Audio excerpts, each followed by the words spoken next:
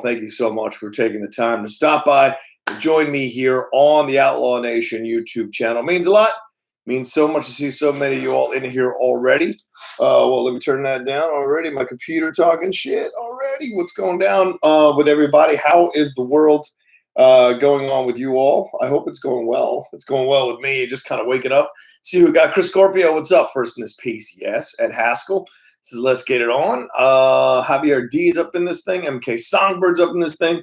Ben Landers is rolling around. See that guy over there is here. And Joe McKim as well. Paul Denuzzo, thank you so much, Paul, if you're moderating. Really appreciate that. Look at his reflection back. You know, I'm doing the best I can at this point. The Blinds guy should be in today or this morning to put stuff up here, and then hopefully we'll be good to go. What up, Outlaw Nation? It's Chris Lemche, Andy Bennett. Morning, James Morrow. Morning, Oats with the Outlaw. Well, I do have my muffin. Well, first I should say, if you want to, put in for super chats or the Streamlabs, that's all up for you to if you want to have your comment read or your question read by me. We're setting that up. I'm setting that up right now as we speak. I know the super chat is already up, so if you want to do that, feel free. I'm trying to set up the Streamlabs and log into it so that anybody who submits anything will get read by me. And any questions, any comments, a few days, weeks, what have you, since everything that happened over there in January. Yesterday was the 12-year anniversary of my father passing, and I totally was just so caught up with everything that it took my sister texting me last night after my screening of The Invisible Man, which I cannot talk about. I'm embargoed until the 24th of February. But after the screening, my sister sent me a text, and I was like, oh my God, I've so been caught up with so many things that I didn't even process it. So I came home, took about an hour or two just by myself with my music, just kind of remembering my dad, appreciating my dad, but also being like, yeah, this is, I'm kind of carrying on his entrepreneurial spirit. Suffered an unfortunate accident off a ladder, and from there he had to adjust, and he did another job for the remainder of his life. But that's what he did. He started his own business. He went door to door, knocking on people's doors, driving around neighborhoods, knocking on people's doors, offering to paint their houses for a certain amount, and he built his own business. He did his own thing. And so in that way, I think I've always had that spirit inside my dad to kind of do my own thing. And Outlaw Nation is certainly a extension of that. So, and ironically, the thing he did to build himself up, to build his own business, the house painting thing is what ended up getting him the asbestos that ended up getting him the cancer for mesothelioma. And just a little more inside news. Unfortunately, my dad didn't keep the best record. So when the case came up, the courts couldn't go back and verify all these kinds of things and get in touch with people who had, places he'd worked at. And no matter what deposition I gave when I came with him to work on certain houses, they didn't 100% agree with it. So both times the judge threw out the case, which is a shame because my father worked really hard, and to have the mesothelioma, to have no compensation for the loss of my dad through this asbestos, something to compensate for the loss of him because of that asbestos that they used in their products, General Pacific used in their products. And it was just a painful time way back then when he was passing away from cancer. And then, of course, the court case for a year. So there you go. That was my thing. That's what I was dealing with last night. Shaft is up in here. Gon Bernst is in. Real deal Viking is jumping in here. William Bedford, again, respect to Pop Outlaw. Hell yeah. I mean, if there's anyone who can take credit for the Outlaw besides me and Christian, it is my father. He certainly kind of crafted that into me. Died of brain and lung cancer. Yeah, that's what my father. Mesothelioma is an inoperable lung cancer, and that's what ended up costing my father his life. Gene Burns says, I always do the same for my dad with you there. He loved Pink Floyd and Alice Cooper. Right on, man. Andy Burnett says, gone but never forgotten. Hell no. Yep. Okay, cool. William Bedford wants to know, did you see D. Malanta's video for Greedy for Belts? Yes, I did.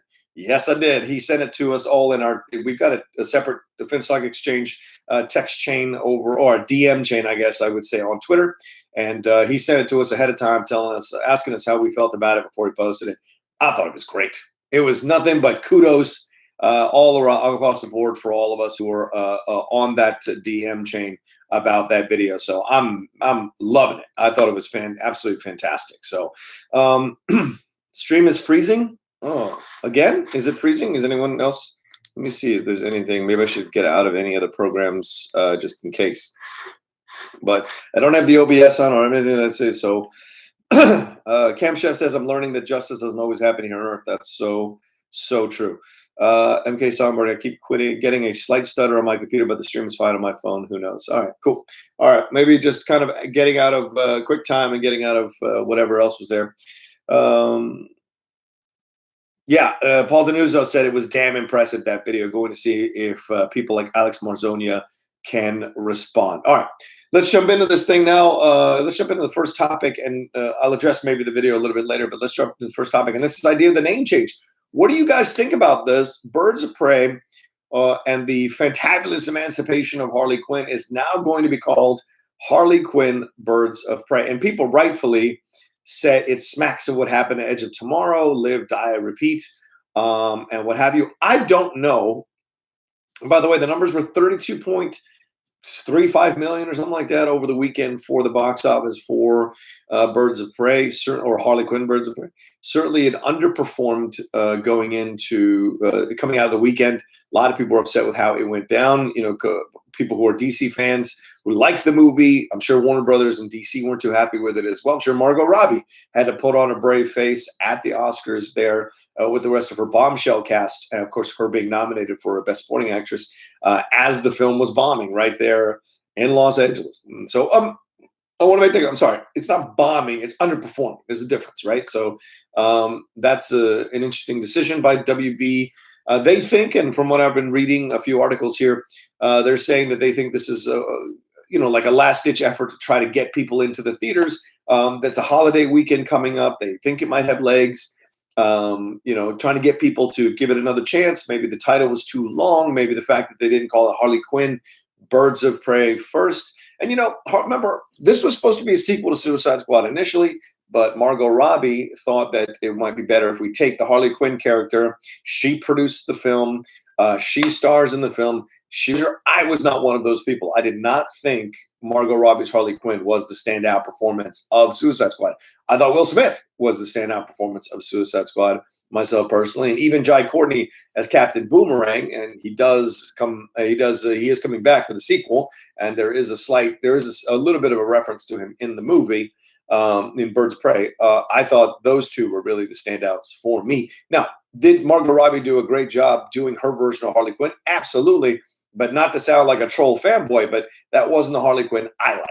And so when they told me when we heard that they were going to do a separate Harley Quinn movie, and they were going to make it a Birds of Prey movie with Huntress and with Black Canary and with Detective Renee Montoya, I was tentatively excited because I'm like, okay, there's been enough films where dudes come together and kick ass, Why not have women get together and kick ass film? I was all for it. And I was willing to give Margot Robbie, in my mind, a second chance. Not that she deserves it. She's clearly the narrator of the movie, the unreliable narrator of the movie. So that was fantastic as well for me. I enjoyed following her journey as she was figuring out how to live a life post-Joker. To remove Joker from the equation so powerfully, so strongly in the first 5 minutes of the movie, which everyone, it's in the trailer, so I'm not spoiling anything for anybody who might be going to see it for the first time, who's watching. But to see that happen, I was really surprised at how much I was enjoying the movie without the Joker in it. And then, of course, you've got, as I said before, you've got a Black Canary, you've got Renee Montoya, you've got Huntress, and you've got Cassandra Cain, all of them, in essence, emancipating themselves from their own situations in their lives. So overall, I thought the movie was a fun, different take on superhero films. And I thought DC made the right decision to have the guts to do that. But in the long run, will it be a decision that matters here to go forward? Will the name change be the decision that actually helps the film? I don't know. I don't know that it'll matter. And here's a big thing. And I was reading this morning. I can't remember what. I want to give credit to what I think it was Screen Rant who had an article. Yeah, Screen Rant had an article about how a Birds of Prey's opening weekend audience was 54% male men. So this isn't about men aren't going to see female-led movies. This alone should destroy their evidence and another example of it. It was 54%. So less women went to see this film than men. That's a conversation we need to have. What happened here? Why wasn't this like 65% female audience, 35% male audience, or 60-40, or even 50-50? Why wasn't it that even 51-49? Why wasn't it a more female-heavy audience who went to go see this film? What is it about the movie that didn't appeal to female audiences who went to see Captain Marvel, who went to see Wonder Woman, who went to see these other films that were female-led, female-driven? Was it really because Harley Quinn wasn't the first name in the title? That seems weird to me. Everybody saw the trailers. The trailers were narrated by Harley Quinn. Harley Quinn was the focus of the trailer. So whatever the title is, it still was very much clearly a Harley Quinn movie. So I don't know if people are just going to see.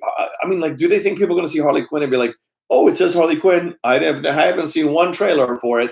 I'm going to go see it now. I don't know. It makes no sense to me to make the name change now, other than maybe down the road, WB and DC are thinking about video, DVD, Blu-ray, downloads off of streaming services. Maybe they think if they change the title, and people say that title change you've seen at AMC and elsewhere is not an official title change. While it's possible that Margot Robbie's vehicle will get retitled Harley Quinn Birds of Prey when it comes to Blu-ray, DVD, VOD, for now, it's just an SEO-friendly change for vendors and theaters. All right, so maybe that's the situation there, that it's about, trying to be SEO-friendly. Lord knows that was the big mantra at my old place, this idea of everything being SEO-friendly, SEO-friendly. So maybe that is what the theaters are doing. Like, this is the way to go. Make it a Harley Quinn Birds of Prey movie so people will want to pay attention to it. But like, I think this needs to be talked about more, this idea of how men aren't going to see these movies. I think men are going to see these movies. And I think it's fantastic that these stats are coming out, because it kind of destroys that narrative. It starts the process of destroying that narrative. I think younger generations don't give a shit about male, female stuff. What they give a shit about is good movies. And they'll go see good movies regardless of who's in the lead. I mean, that's evidenced by Wonder Woman and Captain Marvel and a number of other female. The look of the film, was it the fact that it was a punk rock kind of film, so it didn't feel as accessible? Did the R rating, and maybe this is true too, and this is something I need to be aware of, and maybe you all can answer. Maybe the fact that it was an R rating obviously kept girls under 17 out from going to see this movie. So maybe if it had been PG-13, maybe the numbers skew back towards the female side of things, and women are more, or maybe 60-40 on this, because young teenage girls are going to see this movie and enjoying themselves with their girls, like a girls' night out or girls' afternoon out with the other teenage girls. So maybe that's the situation. Now, then maybe that's the reason why this one skewed a little more male, because it was R-rated. So, men are going to go see R-rated films, this kind of film, more than women. I don't know. It's something to be explored and thought about. I'm sure Scott Mendelson is working on an article for Forbes about that. By the way, if you don't read Scott's stuff, you got to read Scott's stuff on Forbes. He does an incredible job breaking down box office results, box office statistics, looking at trends. Scott, to me, is the go-to person for box office analysis, right? I mean, you can talk about numbers, and a lot of people talk about numbers, but Scott is the one that talks about Scott is the one for me that does box office analysis all the way to like the main point of things, which I really love and appreciate about him. So, you got to go get educated, talk about multipliers, talk about trends of similar movies in the past, talk about which movie indicates that it might have legs, which movie doesn't have legs. Scott's the best at that shit, and he's rarely wrong. He's rarely wrong, And Scott and I don't always agree on everything, but he's rarely wrong in his analysis of stuff. So go to yourself. Sorry, just having a little bit of breakfast. All right. No Streamlabs in right now, so we'll see what happens with the name change. What do you all think? Do you guys like the name change? Oh, here we go. You guys are talking about it. Okay. Million. Right. Exactly. There you go. The marketing was weird and surprising. And this is from Mike Deacon. That was Luke Allison who said that about Captain Marvel. Mike Deacon said the marketing was weird. A surprising amount was from the last 15 minutes. Yeah, darn. Let's see. Luke Allison says Warner DC cut out the Hot Topic crowd. Yeah, that's a fair point. John Paul thinks Suicide Squad was a better, more enjoyable movie. John Paul, you're effing insane, my man. Love you to pieces. Thank you so much for joining me, but you're crazy. There's no way this was better than what we got in Birds of Prey. No, it isn't. For whatever you say about Birds of Prey, none of them were acting. None of them were bad actors. Cara Delevingne was horrible in Suicide Squad. So, please, I don't even want to get into that. That's just such a bad film. Even Kalinowski thinks it's a bad film, when Kalinowski doesn't hate any DC film. So that should tell you volumes. I see MK Somberg says that quote came from Scott Mendelson. Yeah, exactly. Scott is very smart about these kinds of things, man. I love it. Tim Torrell says, F Scott Mendelson, he's biased as fuck. He isn't, though. Scott has his own opinions. Doesn't make him biased. He has his own opinions of what he believes and what he likes. It doesn't make him biased. I appreciate Scott's point of view. Stormy Woods, Dan Merle said the girls under 17 really showed up for Suicide Squad. Birds of Prey cut that off thanks to the R rating. Yeah, it's a fair point. It's a fair point. Like this idea that, making an R rating was kind of like going with the vibe. And, I'm sure Margot Robbie had a very strong position on. And then here's the deal. And this is, look, we have to talk truth here. We have to talk honesty here, right? And honesty is, if Margot Robbie was the one who was like pushing to have a solo film, and remember there was like Harley Quinn and the Joker, Harley Quinn solo movie, Harley Quinn and Birds of Prey. There was all these Harley Quinns that came out of Suicide Squad. If she pushed to have a solo film and then want a girl power film with the Birds of Prey, she's the executive producer. She was essential in hiring Kathy Yan. She has to bear the brunt of this, right? And you don't get away with this stuff. No. If this was a man, he wouldn't get away with it. So it's got to be balanced. People have to question Margot Robbie's decision making here, and what her approach to this was, and if it ended up bearing fruit. Yes, the movie is overall certified fresh, 81% Rotten Tomatoes. The audience score is very positive. So she made a good movie overall by the metrics that we have. However, she didn't make a movie that looks to be appealing to enough of an audience to turn a profit.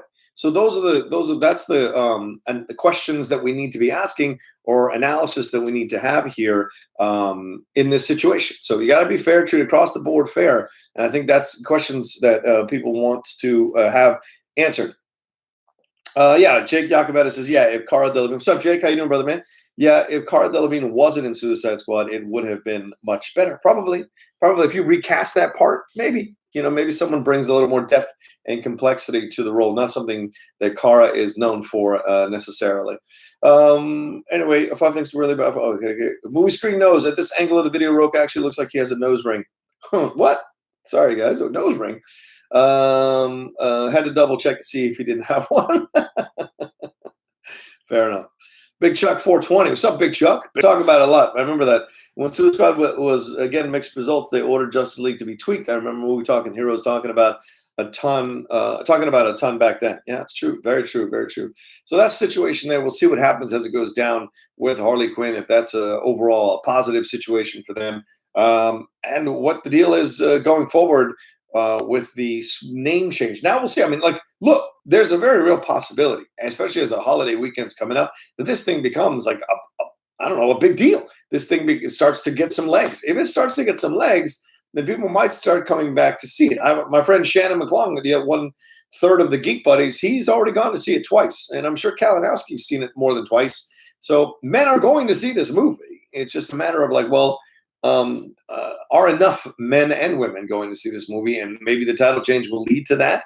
And we'll see if it bears fruit down the road also for WB, if the title change helps them on the video front, on the streaming front, on the digital front, if that's overall a positive for this movie. And then again, maybe it's just a movie that didn't hit. There are plenty of good movies that don't get, box office success. Out of Sight being one of them. There's a number of movies that just don't get, the box office success that you hope it gets when you're, putting the movie out. And yeah, it tracked incredibly well. The super chat is open. The Streamlabs are open. Paul Denuzzo has put up the address there if you guys want to throw in a little bit, and I'll answer your question or comment on your stuff.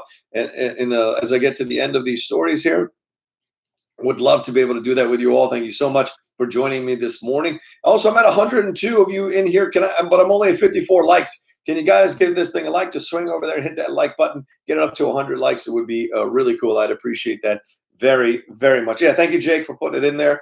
The Streamlabs address is right there. Thank you, Paul, as well, for putting it in there. Send in your questions and comments, people. I want to read them, want to answer everything you guys want to talk about. All right, I got two of them here. Let's jump into them first here. Benny Haste says, you open the episode speaking about your father. I have a Friday ritual. Listen to the Cinephiles, then call my dad.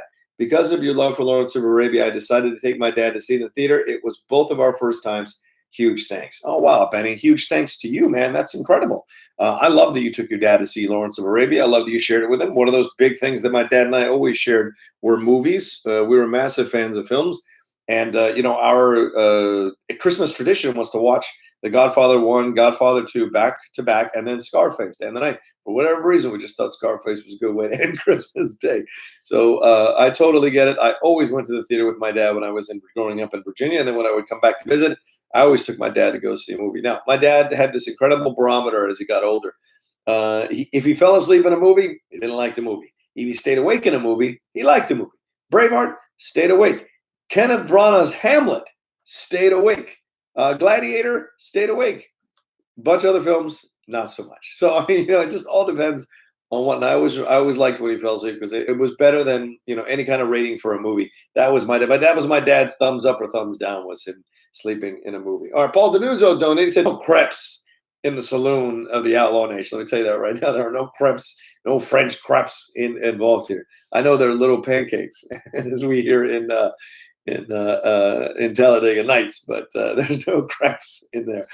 We just got a raisin bran omelet. Raisin bran muffin that my girlfriend Lindley brought me from UCLA.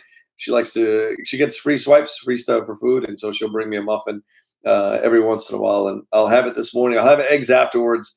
Because I can relax a little bit this morning, then shoot a couple of videos that will be coming out. I'm shooting a review for Birds of Prey, which will be out later today. I'm shooting a review for Downhill, the Will Ferrell, Julia Louis-Dreyfus movie, and then last night I went to go see Invisible Man, so I'm shooting that one. Now I can't put the Invisible Man out to the 24th.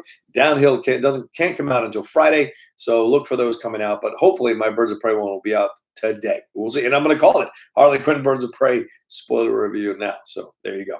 All right, let's move on to the next topic. I don't see any Streamlabs, any other stream. Oh wait, Jeffrey Lebowski said, John, did you see YouTuber Robert Storm's rant about Parasite? Oh yeah, sure, I saw that. It's funny, but it's also. But let me tell you something. Being in this business, I'm always aware of YouTubers who do stuff like that to get attention, who flip out. He's getting attention from it. He's probably getting a crap ton of subscribers from it.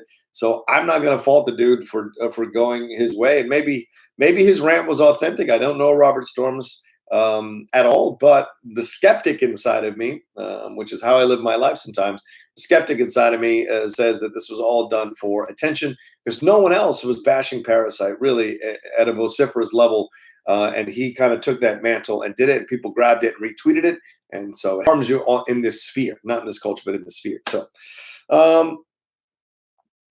Chris Scorpio, this is a super chat coming in here. He said, do you feel Mark R gets enough credit, or is he underrated? He is an underdog in his next match, according to FB. Has he been forgotten in the crew? Oh, Mark Riley. Does Mark Riley get enough credit? You know what? Here's the deal.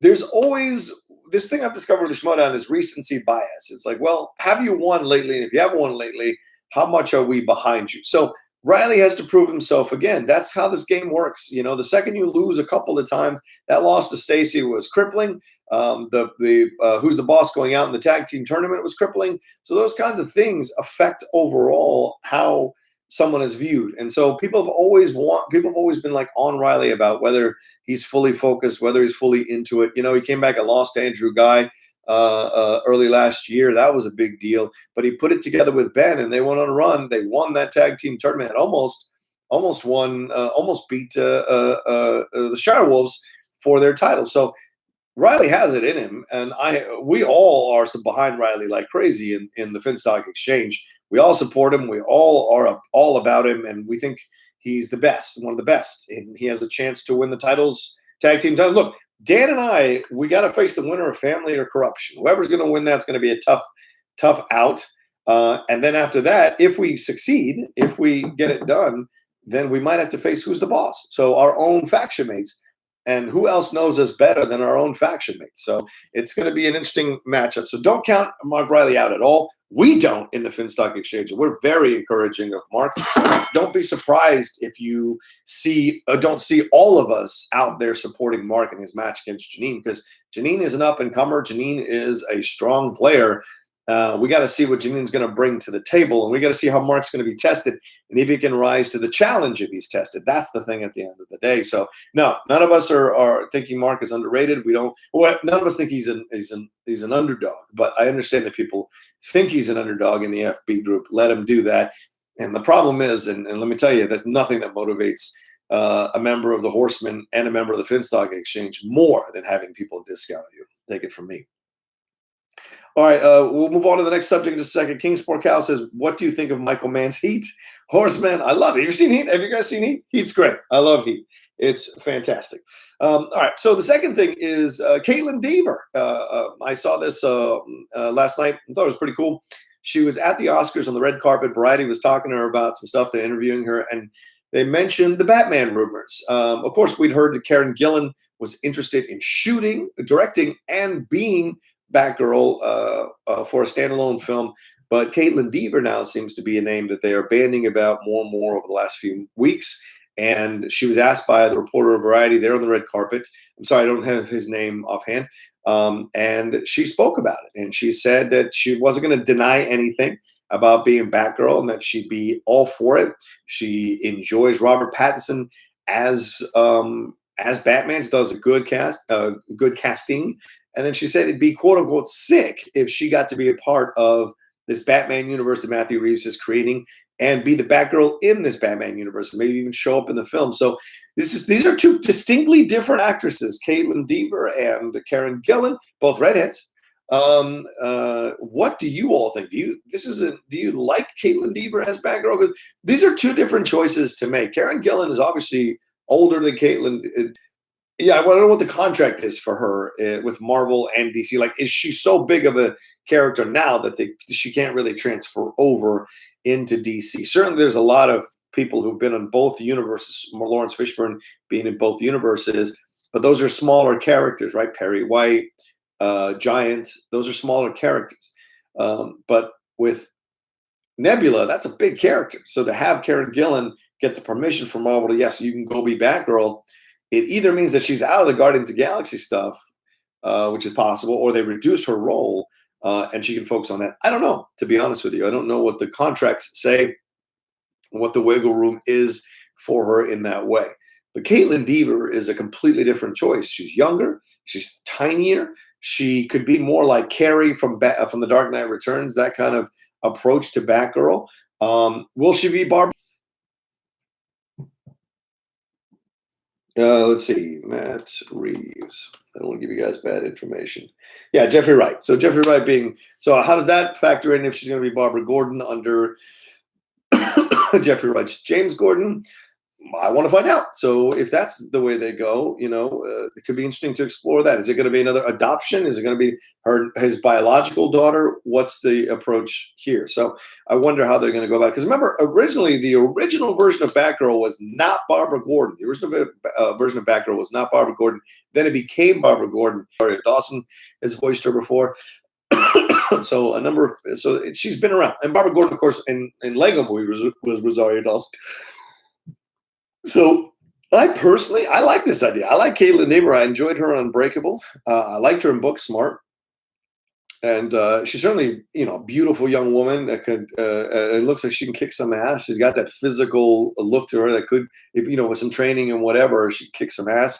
She's obviously a fantastic actress who is, can really bring a lot of depth and complexity to a role and play around with the emotions of something. So if this is a darker, edgier, grittier Batman that's going to explore more of the uglier side of things, then you want actors that are going to be able to step up and meet Robert Pattinson and meet Matt Reeves and what they're trying to do at that level. Certainly, Kaitlyn Dever has proved that she can play at that level. If you watch Unbreakable, if you watch Booksmart, she's played in that. I know she did that Tim Allen show for a while, but it's cutting your teeth. I mean, Johnny Depp was in 21 Jump Street, right? So who knew that he was going to jump in? DiCaprio was in what, Family Ties or what's the other one? The one with Alan Thicke. I always forget what the name of that show is. Kirk Cameron. Oh, I forget. Anyway, so that kind of thing is interesting. Cinephile says Kristen Stewart confirmed as Batgirl, EW exclusive. Oh, let's take a look. If you're right, if you're wrong, then you're just fake news. Let's see here. Let's see. Nope. Sorry, nope. Nothing's popping off here. Let's see. EW, Kristen Stewart, EW. Oh, let's see. Kristen, I'm gonna type in one last thing and see if this is all fake news. Kristen Stewart, Batgirl. Yeah, no. Nope. Nothing's gone down. So growing pains. That's it. Growing pains. Thank you. Show me that smiling face. Yeah, there you go. Ben Lander says Jeffrey Wright is going to go down the RDJ route and go whiteface for the Batman. Oh, Jesus Christ. No, he's not going to go whiteface for the Batman. Lord God. What's wrong with you guys? Courtney K says, I just want one movie where Batman is the detective. All they have to do is make the first season of True Detective with superheroes. Yeah. That's a bit too dark, but I mean, and maybe, hey, this is another thing to talk about. Are they going to make Batman R-rated? I know there's temptations to make it R-rated, but I guess they're going to keep it PG-13 now after what happened with Harley Quinn. I imagine that's definitely a thing in their mind. They don't want to push it and not make it as F. Yeah, true. Very true. Let's see here. Let's look at some other chats here. Let's see. Christina Hendricks, Queen of the Redheads. Yeah, true. I agree. Thunder God Cairo 770 says, not sure I'm excited anymore for the Batgirl with how the writer handled Birds of Prey. The lack of respect for Cassandra Cain makes me question what they would do with Batgirl. Yeah, that's a valid question. I mean, it's not like look, the script is fine for Birds of Prey, but I didn't walk out of that film going, oh my God, this is the most incredible script ever written for a movie, so what is she going to bring to the table here for Batgirl? Is she writing a fantastic, or that's the deal whether you're messing with a big property and IP and franchises. Executives want to get in there and put their fingerprints all over it, talking to people in a bar, oh, that was my idea. Oh yeah. No one's going to tell you, but that was my idea. That kind of stuff. So you see it all the time. Executives going in and messing with stuff that was just fine as it was and not working out. And you do see some instances where executives mess with stuff and it does work out better. So, I just think when you're dealing with that kind of stuff. Paul Denuzzo, you wrote. All right, Paul, thanks so much for staying as long as you did, my man. Take care, brother, man. Thank you, Jake, for sliding in to moderate here. Totally appreciate it. Courtney K says he's got to go. All right, got to go. My lunch break is nearly over. When top 10 comes to Houston, y'all have to go to Truth Barbecue. Great barbecue, worthy of the Outlaw. I like it. We've been working out the Houston stuff. We're supposed to have a meeting today about the future of the top 10, about where we're going to land, where we're going to go now that we're not a Collider anymore, trying to figure out where we're going to be. So Matt and I are going to have a meeting today and figure out if we got a next step coming to us someplace that you all might know. We'll see. Andrew Hale says Robert Meyer Burnett read the script for Dune and said it was amazing. Thoughts? Also, have you seen the new poster / font for Dune? It looks dope. Yeah, here's the deal. I always trust Robert. Robert always, like I said, I've said before, Robert has his fingers in a lot of pies, so to speak. He knows, like a lot of people in this business, he's been around for quite some time. People like Robert. And so Robert has access to certain things. Robert has told me stuff that's coming up in movies months before it actually shows up. And so he always asks, he's always respectful. Do you want a spoiler for this? I know something about this, blah, blah, blah. So Robert's always great about that. And I appreciate that about him overall. So if he says the script for Dune is great, look, remember, it turns out well. I'm cautiously optimistic because obviously Blade Runner 2049 didn't do so well. So here's the crazy thing. Denis Villeneuve is considered by many of us one of the greatest filmmakers currently working, yet no Oscar nominations for Best Director. It's mind-blowing. As much as his work has like decorated our lives for the last 8 years, 10 years, and we've enjoyed his work, he has been recognized by the in here. Please give me a click on the like there, and give me some love. Give me some love. And give me over 100 likes. I'd really appreciate it. Thanks to everyone for tuning in this morning and chatting with me and hearing what I got to say about stuff. I really appreciate it. All right. I'll be honest with you. I'm not 100% down with the current stuff. I'm not excited by it, but this stuff I should be. I will catch up. I will catch myself up on the women's side of things, because I find that to be more interesting and exciting now with Charlotte and Rhea Ripley and Becky and Shayna Baszler. And, we got a lot of Sasha Banks, Bailey. We got a lot of good female wrestlers that are carrying the product right now. The Roman Reigns stuff, the Rollins stuff, the Freak stuff, all that stuff bores me now. I'm not a big fan of it, but the women are really exciting to watch. I'm all for it. And so maybe I'll come back. But, I do have a show here on the Outlaw Nation called Strong Style, where Aaron Turner and I go back and discuss great matches in the history of wrestling. We're discussing the John Cena versus The Rock match, the first one they did at WrestleMania. Once in a lifetime. We're going to talk about like the promos leading up to it. We're going to talk about the actual match, and then we'll talk about the legacy of the match and what it led to. Obviously, it's on that show. It's on there in the listing on the main page of the Outlaw Nation Strong Style. Our first show was about I'm sorry. Our most recent show, was Bret Hart versus Stone Cold Steve Austin from WrestleMania 13. Then, in honor of Edge, we discussed the next week for Kurt Hennig because of his in celebration of his passing this week.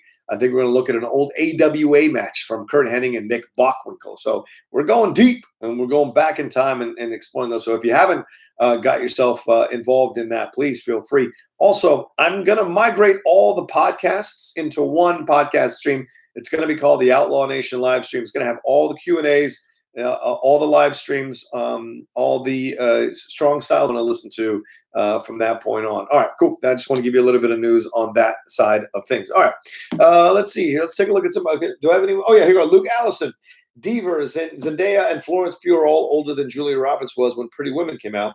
Yet Dever and Zendaya still look childish, while Pugh presents young adulthood. Yeah, Florence Pugh would be. If she wasn't already doing the Black Widow stuff, Florence Pugh as Batgirl would be badass, absolutely badass. Zendaya, I'm not 100% down with her playing Batgirl necessarily. I like what she's doing in the Spider-Man universe, and we'll see. Maybe down the road, we'll see. All right, got some. Let's see. Wiley Todd through the super chat. He said, "John, my man, what do you think of Jarhead? A lot of people say it's very accurate. I love Jarhead. This movie, I think it's fantastic. Yeah, look, I knew guys like that when I served. I knew situations like that when I served. Like, I didn't go to Iraq. I didn't go to Afghanistan. I didn't do any of that while I was in my first trip in the military. But I talked to guys like that. I spoke with guys like that after they came back from their tours, after they came back and did what they did. And certainly Jarhead feels authentic to me. Some great direction there. I think Sam Mendes directed that one. It's great direction from him. Jake Gyllenhaal, Jamie Foxx, everybody in that film was fantastic. I think Lucas Black's in that film, or Mitch Hurtlocker, one of those two. But I think he's great. I think Jake's great in that film, and really powerful stuff. And it still holds up. The visuals hold up. The scenes hold up. The images hold up. I mean, that shot of the oil wells on fire at night is incredible. Or at dusk rather, is incredible. The sniper scene is really tense and powerful. So yeah, I think it feels very accurate when I watch it. So I would definitely tell you that it is. I think that's absolute truth there. We've seen in the last few years. Manny Gonzalez says, which reminds me, John, when are you doing an NWA WCW event? I'd like to see some events from there. Definitely, Manny. Well, we just started, Manny. So we're trying to hit the big ones initially, but then we're going to get into the NWA stuff, the WCW stuff. Absolutely. And we're only doing one a week. So, give us some time to kind of get our feet wet in this and figure out our rhythm. Aaron and I have to find a time. We do it over Skype. And then I spend time editing it and syncing the audio, which is always a bear. So yeah, definitely, we'll definitely be jumping into that kind of stuff. About Figs 155 said that Austin Brett one was great. Thank you so much. Yeah, Aaron and I are pretty proud of the show. We're very proud of the show. We love talking pro wrestling. So getting a chance to do it again after so much time not being able to do it we're very proud of the show. Would like to get some more views on it, though. The show is, the first one out the gate was almost 1,000. The second one around 600, 700. The third one which is one of our best ones, Bret Hart and Steve Austin, hasn't quite crossed the 500 mark. So if you haven't watched it, please give it some love, for God's sakes. I'd love it if you did. Let's see. John, did you get my super chat? Yeah, Wiley, I just read it, my man.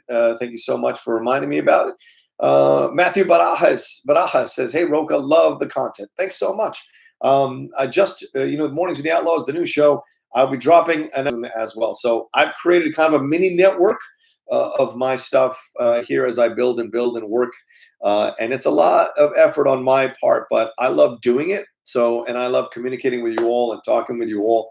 So look forward to that show. Look forward for that show to come out soon. I got to figure out how I want to construct that show. And now with NFL over, I'm in kind of a little bit of the dead month. So it's going to be a lot of NBA, some MLB talk, maybe some golf up in there, hockey. There'll be a lot of conversations going on there. I myself have to get myself a little more up to speed on everything so I can start talking to you all about it. Because to be honest with you, after I got let go, I kind of mentally walked away from the sports stuff a little bit because it was a little too painful to come back to it initially. I loved watching this playoff games, Super Bowl. You don't know how many times I thought I should shoot a video about these games. And every time I would start, I just didn't feel right. I had to process some stuff through January and kind of come out the other side of it. I finally have in February. So unfortunately, NFL is dead. But there is XFL, so I'll talk some XFL stuff as well. So look for that coming soon. Outlaw Nation Game Time, the Outlaw Nation Game Time. It's going to be fun, a lot of fun sports show. So and certainly Winston and Jay Washington have both expressed interest in doing the show with me. So that's something we're going to explore as well. All right, let's move back here to some of these other questions. Soul Shard 1999. Yeah, they used Jesus Walks in the trailer. That was pretty awesome. All right, let's see. J. Scott Friel says, I love Florence Pugh too, but let's not turn her into Tom Hardy as the go-to casting suggestion for every role under the sun. Please, less is more. J. Scott said, he says, less is more while I announce another show that I'm doing. All right, J. Scott. Sorry, man. Sorry.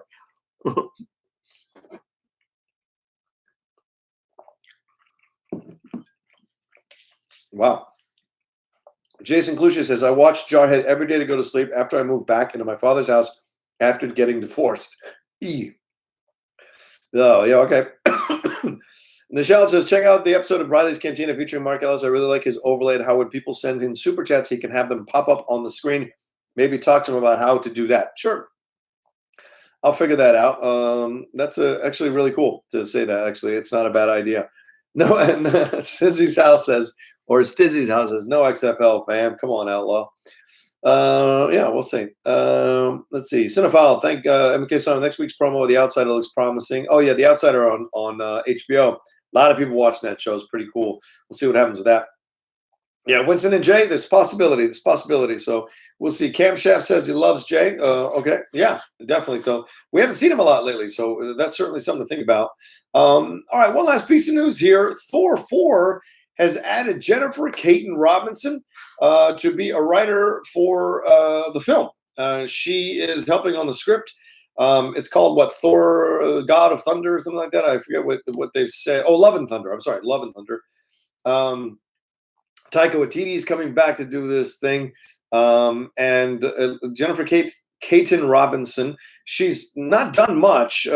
She wrote for the TV series Sweet/Vicious, which she created along with the 2019 Netflix film Someone Great, which she directed. So I guess quietly building her own little brand there, writing and directing. And so she's now part of the writing crew for this film. Interesting. I don't know much about her. Maybe they saw something in these shows that she writes or directs and the film that she directed that they liked. So, not the biggest of news overall, but I think it's a good step forward for them to have someone like that on the staff to see what they can do and see what they can come up with overall. Let's see. Anything else rolling through here that we can talk about before I wrap it up in about 10 minutes? The first Wes Anderson poster for the French Dispatch was released. The trailer is supposed to come tomorrow. Oh, that is just classic Wes Anderson. Tilda Swinton, all those standard Wes Anderson regulars, Tilda Swinton, Frances McDormand, Bill Murray. Jeffrey Wright rarely walks in there. Chalamet, kind of Lea Seydoux, great to see her. Owen Wilson, of course. There you go. There's another one. Benicio del Toro, Adrian Brody. Brody's done a couple of films, I think, with Wes Anderson. So an interesting cast. And Liev Schreiber, Elizabeth Moss, Edward Norton, Willem Dafoe, Lois Smith, Saoirse Ronan, Christoph Waltz, Cecile de France, Jason Schwartzman, Tony Revolori, Rupert Friend, Henry Winkler. Henry Winkler! Nice. Bob Balaban, Angelica Houston, and Hippolyte Girardot. So there we go. The trailer's supposed to come tomorrow.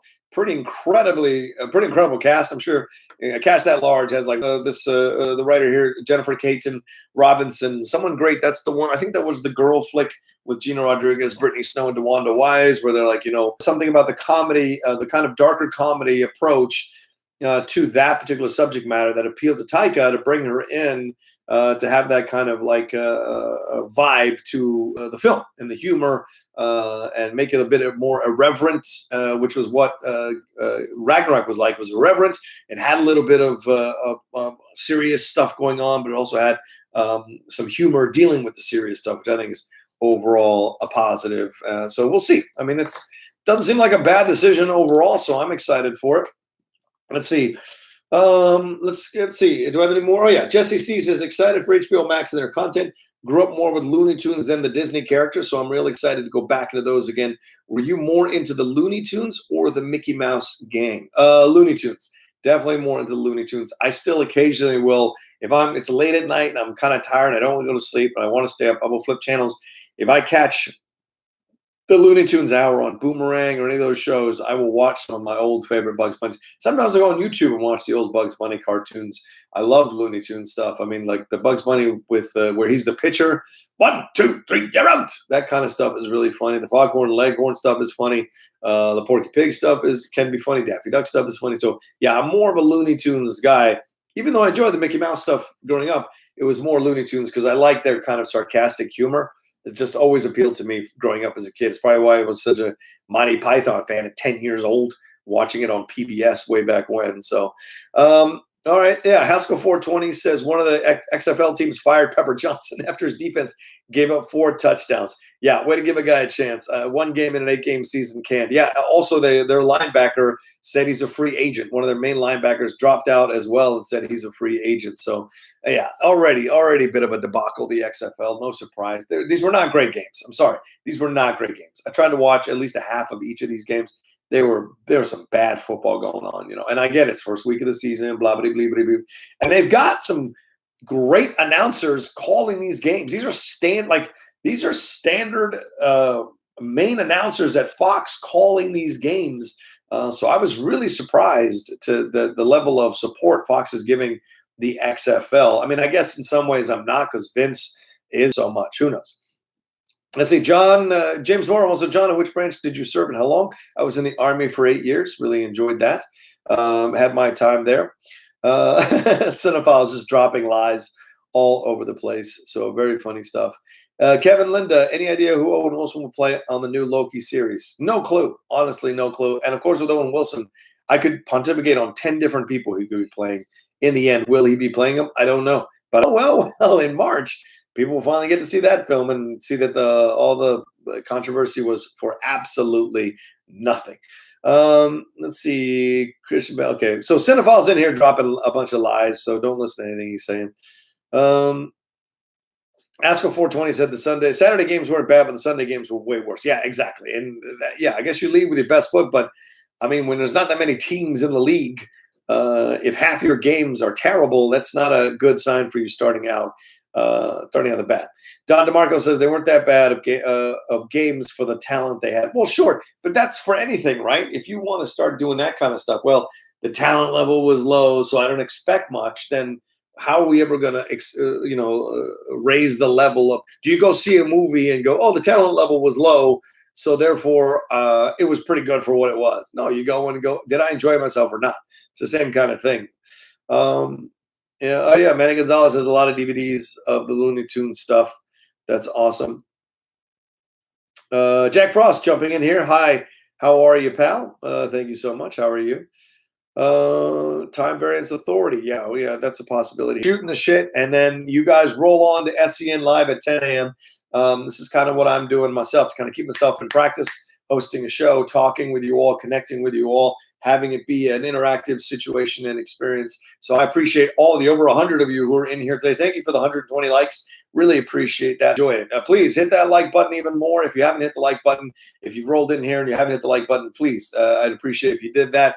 And yeah, you're hanging out with me. We're shooting the shit. We're not taking it too seriously. We're talking about films. We're talking about movies of superhero origin. We're talking about all that kind of stuff, and maybe a little bit of personal stuff. So you don't be hesitant to ask me about some of your personal stuff. You're going through some situations, some emotional stuff, whatever's going on in your world. Send the question in. Send it in, and on a super chat or on a Streamlab, and I'll answer it for you and give it a little bit of time in the show. So it's not just about the entertainment news. We're also going to be connecting as human beings and talking about our stuff. So all mixed in. So it's like you're just having a conversation with me while we're having some breakfast. That's basically it. So that's the whole point of this show. And yeah, maybe I'll do better and have a way to pop up the super chats and blah, blah, blah, blah, and all that jazz. I mean, if aesthetics are that important to you all, I will try to work harder on doing things like that. But I'm more about just connecting with you all and talking and going that route. So, all right. Thanks, everybody.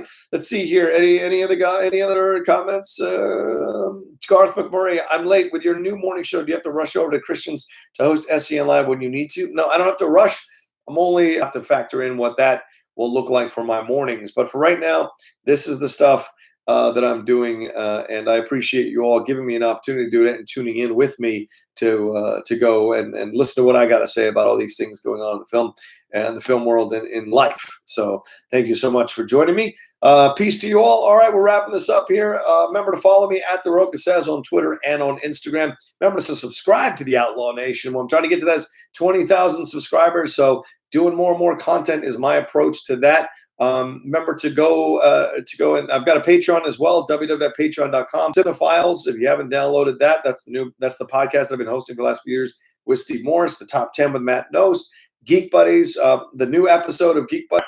I think that's everything from me. Go to SCN Live, go enjoy it, and in about an hour, have a good time with everybody. Let me see if I can see who's on there today. Give you a little hint of who's on there today.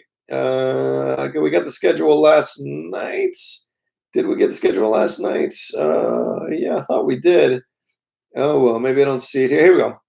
Today, it's Christian, Roxy, Winston Marshall, and Brett Sheridan with RB3 and Ben Goddard. So go and enjoy a little bit of SCN Live this morning.